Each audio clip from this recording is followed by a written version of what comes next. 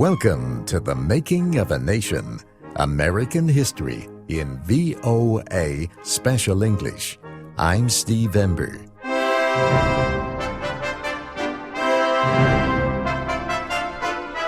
Britain was once the most powerful nation in the world.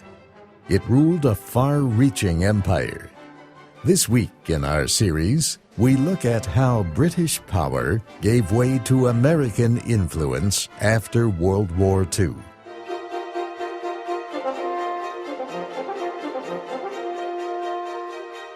One can almost name the day when this happened.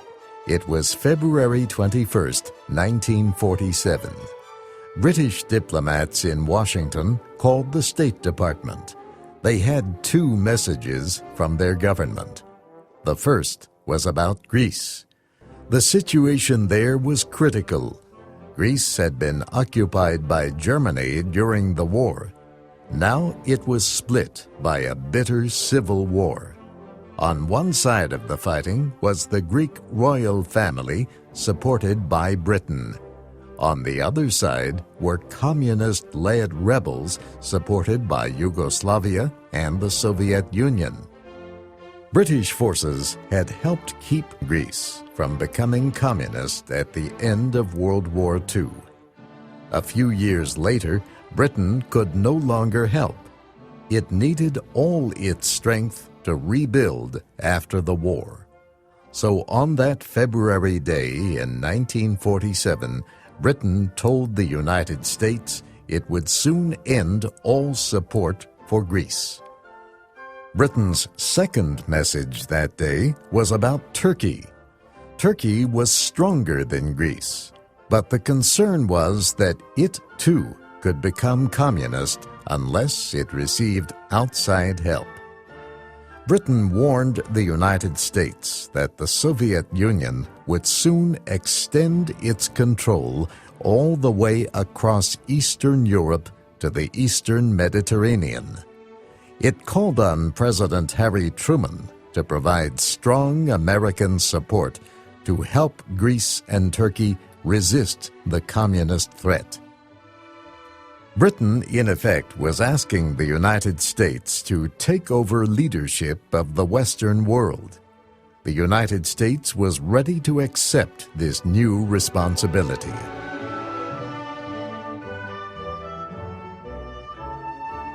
For months, relations between the United States and the Soviet Union had been growing worse and worse.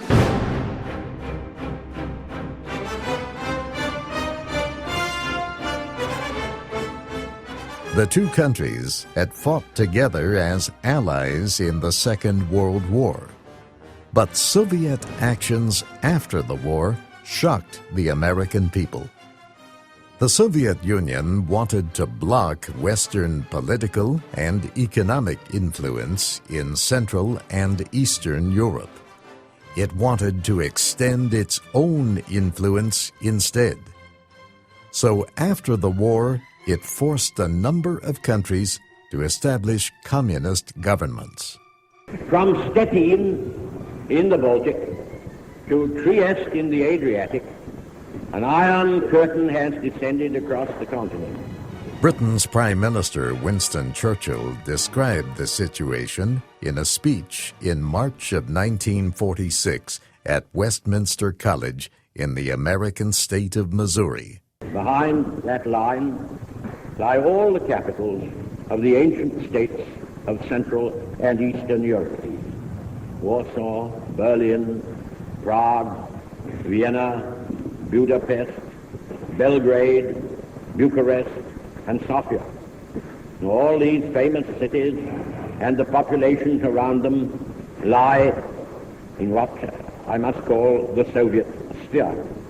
And all are subject, in one form or another, not only to Soviet influence, but to a very high and in some cases increasing measure of control from Moscow.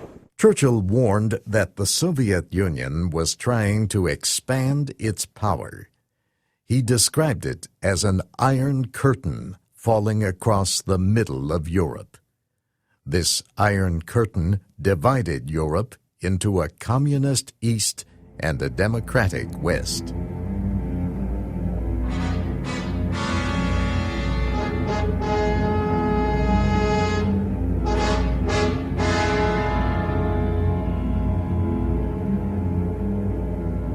The situation was made even more tense by news coming from China. China was a divided nation at the end of World War II. The forces of nationalist leader Chiang Kai-shek controlled the southwestern part of the country. Communist forces under Mao Zedong controlled the north. Both the United States and the Soviet Union expected that Chiang Kai-shek would be able to unite China. Chiang and the nationalists won several early victories over the communists, but Mao and his forces used a growing hatred of the nationalist government to win support. Slowly, they began to win battles and capture arms. Early in 1949, communist forces took control of Peking, now Beijing, and Tianjin. They captured Shanghai and Canton. By the end of the year, Chiang and his nationalist forces had to flee to the island of Taiwan. The fall of the nationalist government on the mainland caused a bitter political debate in America. Some critics of the Truman administration thought the United States had not done enough to help the nationalists. The Truman administration rejected the charges. It said Chiang caused his own defeat by failing to reform and win the support of the Chinese people. Secretary of State Dean Acheson described the defeat this way: "The unfortunate but inescapable fact is that the ominous result of the Civil War in China was beyond the control of the government of the United States. Nothing that this country did or could have done within the reasonable limits of its capabilities could have changed that result. Nothing that was left undone by this country has contributed to it. It was the product of internal Chinese forces, forces which this country tried to influence but could not. A decision was arrived at within China, if only a decision by default."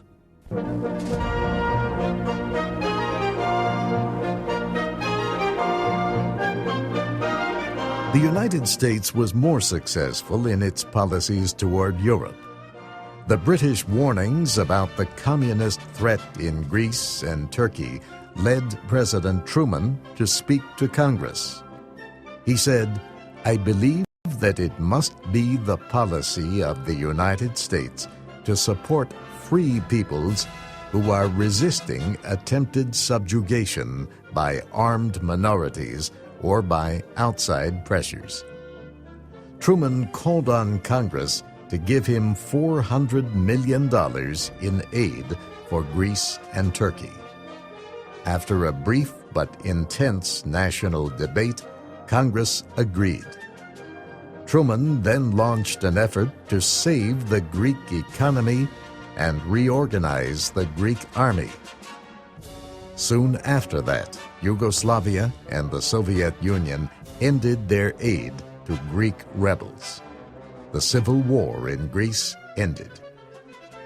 American help for Greece and Turkey was the first step in what became known as the Truman Doctrine. The goal of this policy was to stop Soviet aggression anywhere in the world. Truman was willing to use military force to stop the spread of communism, but he also believed it was equally important to build up Western European nations so they would be strong enough to defend themselves. Europe was suffering terribly after World War II. There were severe shortages of food and fuel. Crops were destroyed. Many Europeans were beginning to look to the communists, to anybody, to save them. This is one reason why Truman and his advisors developed a plan to rebuild the economies of Europe. After the war, President Truman made George Marshall his Secretary of State. Marshall had led American troops as a general in World War II. Now, as the nation's top diplomat, he proposed the idea for rebuilding Europe. This idea became known as the Marshall Plan. President Truman explained why there had to be a Marshall Plan. People were starving, he said.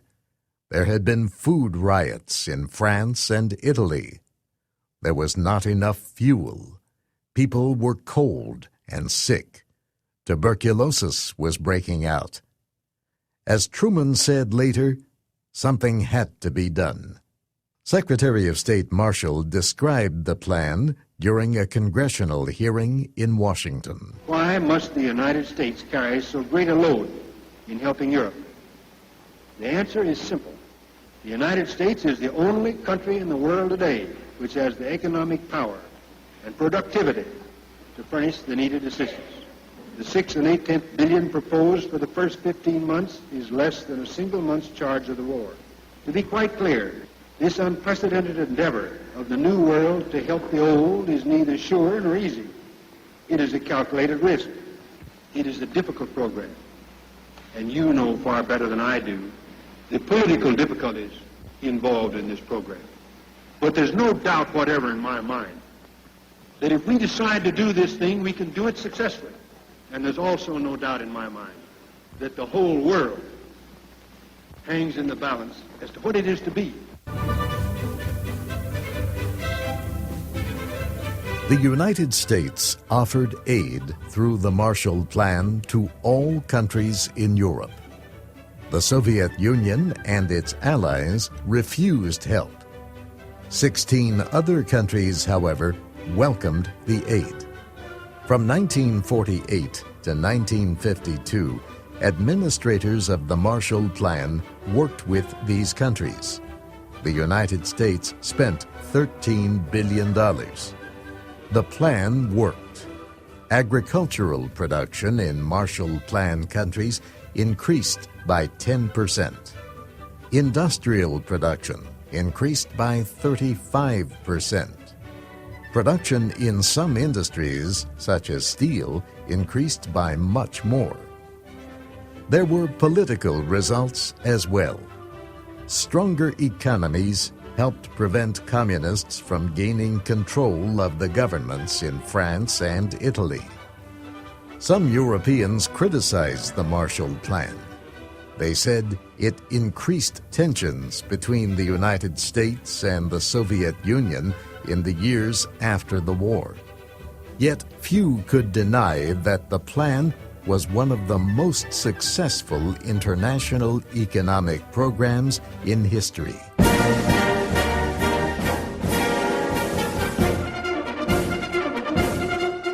Next week, we look at another way the United States provided aid in post-war Europe, the Berlin Airlift.